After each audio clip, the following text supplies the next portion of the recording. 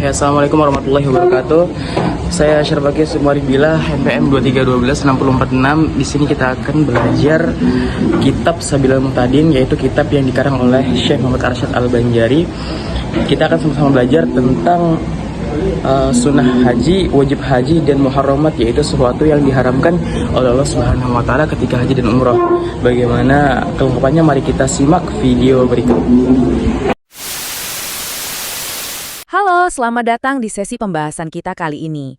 Gini, perjalanan haji itu kan bener-bener puncak spiritualitas ya buat seorang muslim. Sebuah perjalanan yang nuntut kesiapan fisik dan mental yang luar biasa.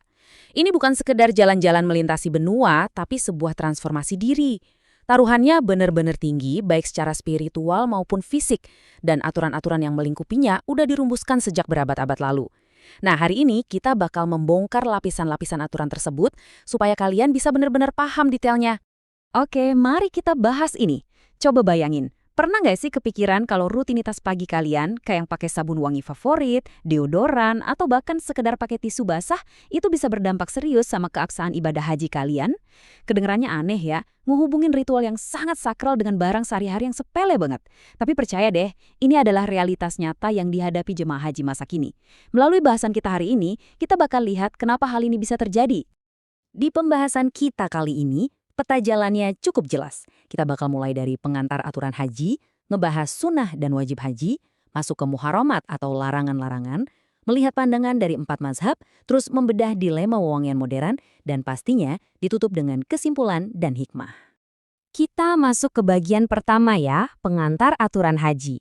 Gimana kita membingkai perjalanan suci ini? Buat navigasi semua aturan haji yang kompleks ini, kita bakal merujuk ke satu teks klasik yang luar biasa banget, yaitu kitab Sabilal Muhtadin Jilid 2, karya ulama besar Nusantara, Syekh Muhammad Arsyad Al-Banjari. Di situ disebutkan, kalau kelelahan fisik dan perpisahan dengan keluarga itu emang harus ditanggung, demi mencapai ketenangan batin dan mendekatkan diri ke Sang Pencipta. Jadi, kitab ini tuh nggak cuma ngasih aturan hitam putih, tapi benar-benar ngebimbing kita ngelewatin ibadah ini dengan penuh kebijaksanaan. Lanjut ke bagian kedua, tentang sunnah dan wajib haji. Intinya, apa yang sebaiknya kalian lakuin dan apa yang harus banget dilakuin. Jadi gini, dalam rangkaian haji itu ada amalan sunnah yang sangat dianjurkan. Menurut Sabilal Muhtadin, sebelum pakai ihram, kita disunahkan banget buat merapikan diri, kayak potong kuku atau cukur bulu. Tapi, ada detail yang lumayan menarik nih. Kalau udah deket tanggal 10 Dzulhijjah, semua kegiatan merapikan diri ini harus ditunda dulu sampai selesai nyembelih kurban. Terus, disunahkan juga buat mandi, bahkan kalau lagi nggak ada air, tayamum pun dianjurkan, pakai parfum di badan, dan pakai kain ihram putih yang baru. Oh iya, buat perempuan, malah disunahkan nunda tawaf kudum sampai malam hari loh, biar nggak desek-desekan, asalkan nggak lagi khawatir bakal datang bulan ya. Nah, kalau tadi sunnah, poin krusialnya ada di sini nih. Ada 6 amalan wajib haji yang sifatnya non-negotiable. Maksudnya, kalau kalian kelewatan, haji kalian sih tetap sah, tapi kalian wajib bayar denda atau dam. Kalian wajib bermalam di Muzdalifah, melontar Jamratul Aqobah, melontar ketiga jamrah di hari-hari tasyrik, bermalam di Mina, mulai ihram benar-benar pas dari titik mikat, dan diakhiri sama tawaf wada atau tawaf perpisahan.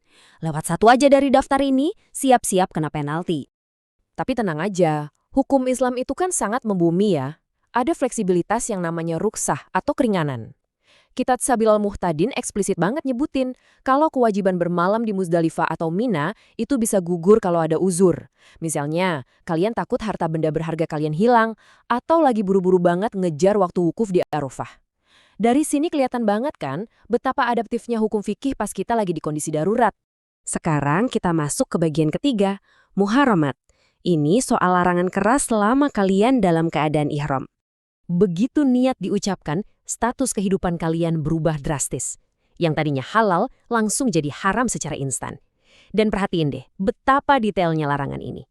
Buat laki-laki, nutup kepala pakai apapun yang biasa dianggap penutup, itu haram, walaupun cuma pakai kain tipis tembus pandang. Buat perempuan, wajah sama sekali nggak boleh ditutup. Larangan lainnya tuh termasuk dilarang pakai parfum, motong kuku, sampai pakai minyak rambut. Teks klasik ini benar-benar teliti. Ngasih minyak ke satu helai rambut aja udah dihitung melanggar. Super ketat bukan?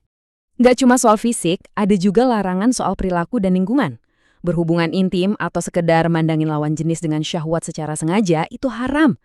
Kalian juga dilarang berburu hewan darat liar yang tadinya halal buat dimakan, mindahin tanah atau batu dari tanah haram ke tanah halal, atau ngambil wewangian dari kain kiswa penutup Ka'bah. Hal ini nuntut kita buat sadar penuh kalau kita tuh lagi ada di ekosistem yang disucikan. Nah, yang benar-benar menarik dari poin tadi itu ini. Kitab Sabilal Muhtadin ngasih satu contoh ekstrim yang nunjukin level penghormatan ke tanah haram. Kalau kalian iseng ngambil tanah atau batu dari sana, dibikin jadi kendi, terus dibawa keluar, kalian wajib ngebalikinnya. Bahkan, dengerin ya, kalau kendi itu pecah berkeping-keping di luar, serpihan-serpihannya itu tetap wajib dikembaliin. Bener-bener level penghormatan yang luar biasa maksimal. Oke, kita geser ke bagian keempat, 4 mazhab. Membandingkan gimana pandangan ulama merespons hal ini. Kalian bisa lihat di tabel ini ya, memahami perbedaan fikih ini penting banget, karena jemaah haji itu kan datang dari berbagai belahan dunia, dengan tradisi mazhab yang beda-beda. Secara umum, mazhab Syafi'i dan Hambali cukup sejalan dalam mengkategorikan hal kayak bermalam di Muzdalifah atau tawaf wada sebagai wajib. Di sisi lain, mazhab Maliki melihatnya sebagai sunnah. Terus soal pandangan bersyahwat, Hanafi menganggapnya makruh tahrim, sementara 3 mazhab lain tegas bilang itu haram. Ini bukan berarti ada kontradiksi ya, tapi justru memperlihatkan kekayaan intelektual ulama kita. Masuk ke bagian kelima, ini dia puncaknya. Dilema wewangian modern. Gimana Sabilal Muhtadin menghadapi abad ke-21? Pas kita ngebenturin aturan berusia ratusan tahun ini sama gaya hidup kita sekarang, wah kontrasnya kerasa banget. Sebelum ihram, kalian kan disunahkan banget nih buat mandi dan pakai wewangian yang paling harum. Tapi begitu udah ihram, wewangian jadi haram total. Masalahnya, coba deh kalian cari sabun mandi, shampoo, deodoran, atau tisu basah zaman sekarang yang nggak ada parfumnya. Susah kan? Banyak jamaah modern tetap pakai produk perawatan tubuh beraroma tanpa sadar kalau mereka berpotensi ngelanggar muharamat haji. Ini benar-benar jebakan tak terlihat buat peziarah di zaman sekarang.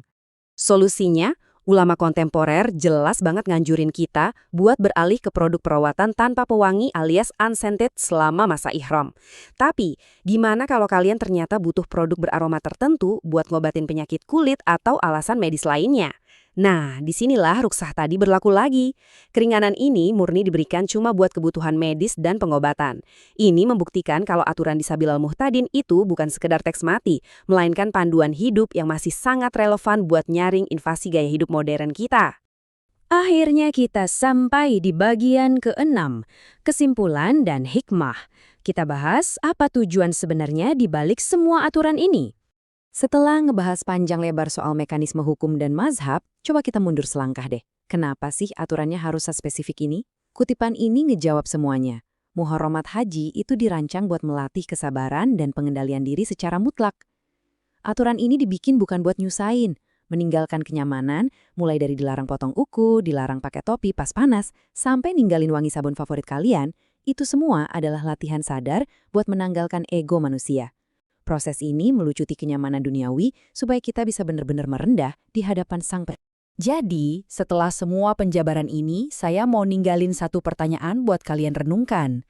Dengan tahu betapa ketatnya batasan ihram, yang ternyata sampai nyentuh urusan sabun mandi harian dan sehelai rambut, gimana kalian bakal ngakalin isi koper kalian nanti? Siap nggak sih buat ngubah kebiasaan modern kalian demi ngejaga kemurnian perjalanan spiritual terbesar dalam hidup kalian? Pikirin baik-baik ya. Terima kasih udah ikutan dalam pembahasan kita kali ini, dan sampai jumpa di kajian berikutnya. Labana al Ready.